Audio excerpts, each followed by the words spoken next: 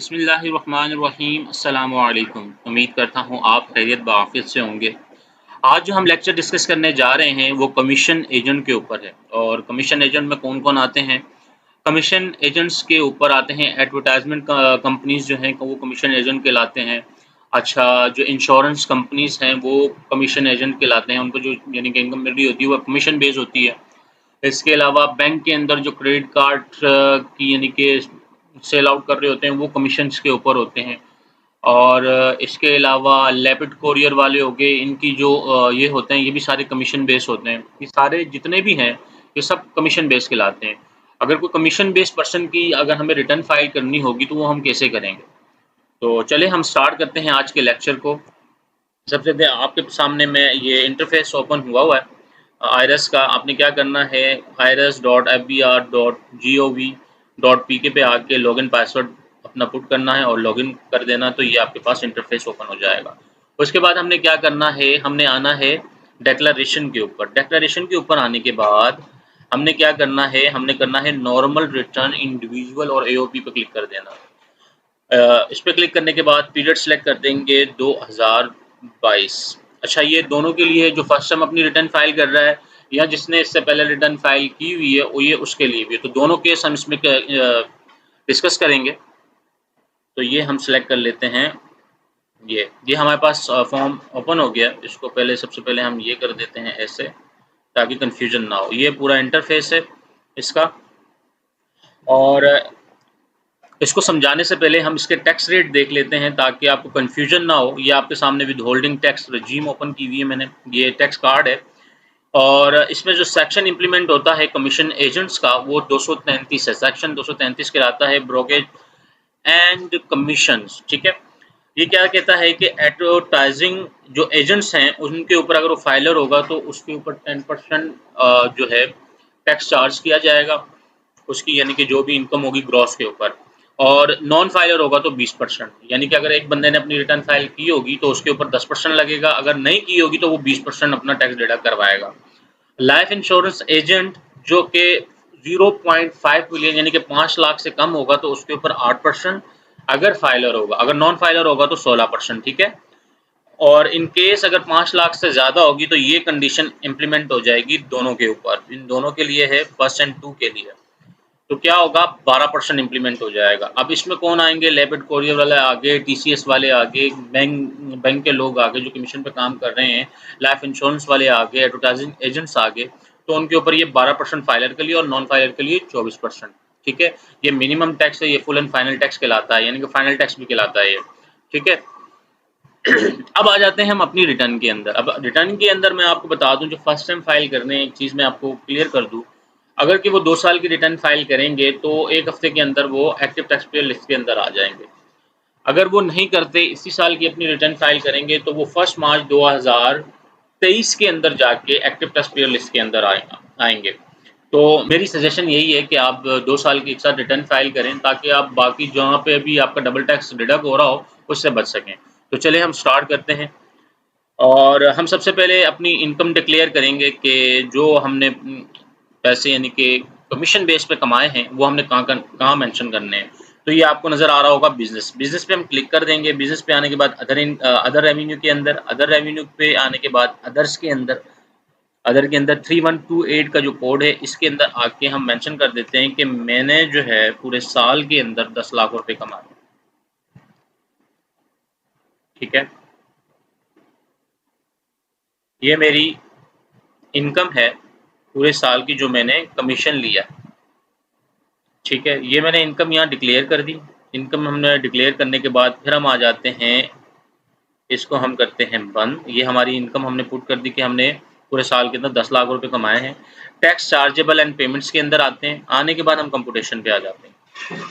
Computation पे आने के बाद आपके सामने देखें कितनी वैल्यू आ रही है, 10 लाख के ऊपर 50 हज़ार रुपये। इससे टैक्स हमारा निकाल दिया जो नॉर्मल टैक्स है। क्या है, नॉर्मल टैक्स, ठीक है। एक्चुअल में हमारा जो टैक्स डिडक्ट हुआ होगा, हम फाइनल एंड फिक्स्ड पे आके हम क्लिक कर देते हैं और इसके ऊपर हम लिखते हैं 233। ये सेक्शन है। 10 लाख के ऊपर हमारा 12% कटा होगा फाइलर के लिए। इधर हम लिखते हैं, इसको हम बंद कर देते हैं, 10 लाख रुपए लिखते हैं। और सबसे पहले हम कंडीशन लगा देते हैं कि नॉन फाइलर की, अगर कि वो 10 लाख रुपए उसने कमाया होगा और उसके ऊपर जो उसका टैक्स डिडक्ट हुआ होगा वो 2,40,000 हुआ होगा। कैसे?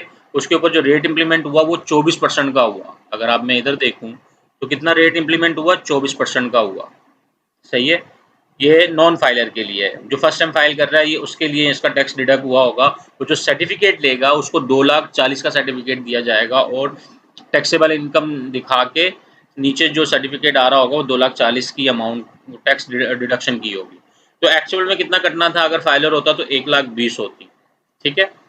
और इधर अगर मैं कंप्यूटेशन पे आ जाऊँ, कंप्यूटेशन पे आके अगर मैं देखूँ तो मेरा एक्चुअल में कितना है? 1,20,000 पूरा मेरा टैक्स बन रहा है। ये नॉर्मल टैक्स 50,000 रुपये कैसे आया? ये मैं आपकी इसकी कैलकुलेशन बता देता हूँ कि ये देखें, ये नॉन सैलरी पर्सन का टैक्स रेट है 2022 का। 4 लाख तक एग्जम्प्ट है और मेरी कितना, मैंने कितने कमाए हैं? 10 लाख रुपए। तो 10 लाख अगर मैंने इस साल कमीशन कमाया है तो 6 लाख से लेके 12 लाख, इसमें क्या फिक्स जो टैक्स लगेगा वो 10,000 है और 6 लाख तक एग्जम्प्ट है। 6 लाख से ऊपर जो वैल्यू होगी 4 लाख के ऊपर 10% इंप्लीमेंट हो जाएगा। 10 लाख मैंने लिखा, 6 लाख की मेरी एग्जम्पशन है, 4 लाख के ऊपर इसको माइंड 10 लाख से 6 लाख निकाल दी तो 4 लाख बचे। 4 लाख के ऊपर मैंने 10% का रेट इम्प्लीमेंट कर दिया तो कितना आया? 40,000 रुपये। तो 10,000 रुपये फिक्स है तो दोनों को मिला के कितना बना? नॉर्मल मेरी जो नॉर्मल टैक्स मेरा बना रहा है आईआरएस कितना बना रहा है? 50,000 रुपये। और एक्चुअल में मेरा टैक्स कितना है? 1,20,000 रुपये मेरे को पे करना है, जो फिक्स है, फिक्स एंड फाइनल है। अगर ये एडजस्टेबल होता तो सीधा सीधा आके 50 इसमें से माइनस कर देते तो कितना बचता? 17,000 रुपये मेरे रिफंड में आ जाते, जो कि अभी क्या दिखा रहे हैं? डिफरेंट ऑफ मिनिमम चार्जेबल यहाँ दिखा रहे हैं, ये रिफंड में आ जाते। अब बेसिकली मैं नॉन फाइलर था तो मेरा जो नीचे 1,20,000 नज़र आपको आ रहा है, मेरा एक्चुअल में 2,40,000 टैक्स कटा है और नीचे जो वैल्यू नज़र आ रही है वो 1,20,000 की रिफंड की नज़र आ रही है। वजह क्या हुई कि मैं नॉन फाइलर था इसलिए मेरा टैक्स डबल कटा, तो ये रिफंड के उसके ऊपर आ जाएगा। तो ये मैं क्लेम कर सकता हूँ, ये कंडीशन है कि नॉन फाइलर के ऊपर ये क्लेम कर सकते हैं कि नहीं कर सकते, इसमें हम सेपरेट पूरी डिस्कशन करेंगे इंशाल्लाह। ठीक है? यहाँ आ जाते हैं, यहाँ आने के बाद फिर हम क्या करते हैं, इधर फाइनल एंड फिक्स के अंदर दोबारा आ जाते हैं। ये तो नॉन फाइलर की कहानी होगी।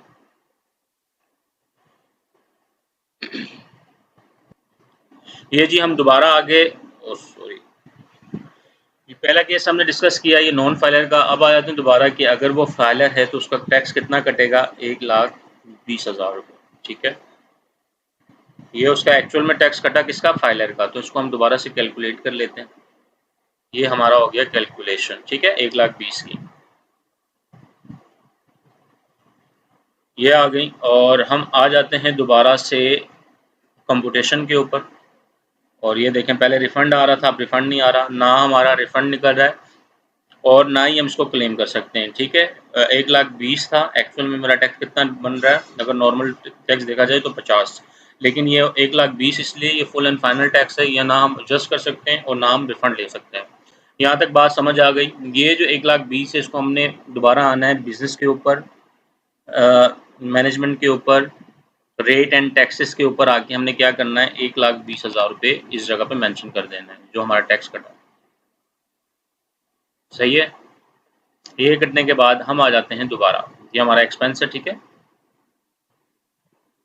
अब आ जाते हैं, इसको हम क्लोज कर देते हैं वेल्थ स्टेटमेंट के ऊपर। वेल्थ स्टेटमेंट के ऊपर आने से पहले हम क्या करते हैं कि टैक्स चार्जेबल के अंदर आके एडजस्टेबल टैक्स के अंदर आ जाते हैं। देखिए, एडजस्टेबल टैक्स के अंदर आने का मकसद मैं आपको बता दूं कि हमारे बहुत से ऐसे टैक्स हैं जो हमारे डिडक्ट होते हैं। जैसे मैं आपको बता दूं कि हम टेलीफोन बिल जो हमारा आता है पीटीसीएल के ऊपर, उसके ऊपर टैक्स डिडक्ट होता है। सेल फ़ोन के ऊपर जो टैक्स डिडक्ट होता है वो हम इधर मेंशन कर देंगे। यहाँ आके हम क्या करेंगे, इसको क्लिक करते हैं। अब फ़र्ज़ करें कि मेरा ज़ोंग का नंबर है या ज़ोंग के ऊपर जो मेरा सर्टिफिकेट मैंने निकाला होगा, ये लिख के मैं ऐसे क्लिक कर देता हूँ और नंबर पूरा मेंशन कर सकते हैं या नहीं भी लिखें तो कोई मसला नहीं है। वैसे मेंशन कर दें ज़्यादा बेहतर है।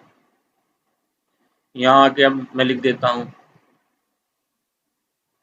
ये मेरा यानी कि पूरे साल मैंने बैलेंस डलवाया और इसके ऊपर जो मेरा टैक्स कटा वो कटा ये। ठीक है? ये मैंने मेंशन कर दिया। ये मेरा एक ये टैक्स हो गया किसका?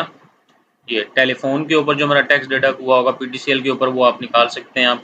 इसके ऊपर मैंने बताया हुआ भी है कि हम कैसे सर्टिफ़िकेट निकालेंगे इसका। तो हम यहाँ आके लिख देते हैं पीटीसीएल, इस जगह पे आप नंबर मेंशन कर दीजिएगा 201 जो भी होगा आगे आपका, ठीक है। अमाउंट लिख दीजिएगा।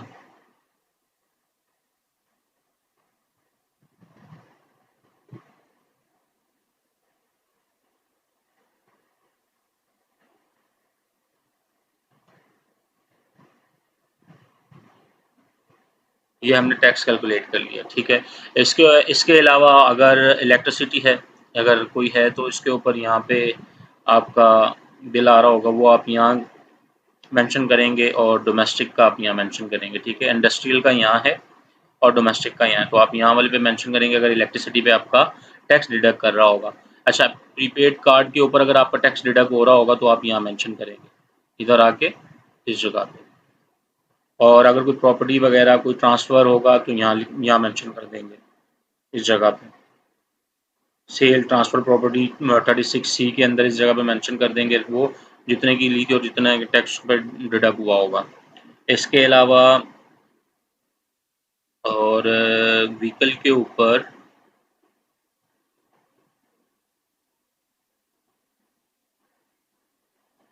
रजिस्ट्रेशन फ़ी है वो यहाँ मेंशन करेंगे आप। यहाँ ट्रांसफ़र अगर गाड़ी की होगी तो वो यहाँ मेंशन करेंगे।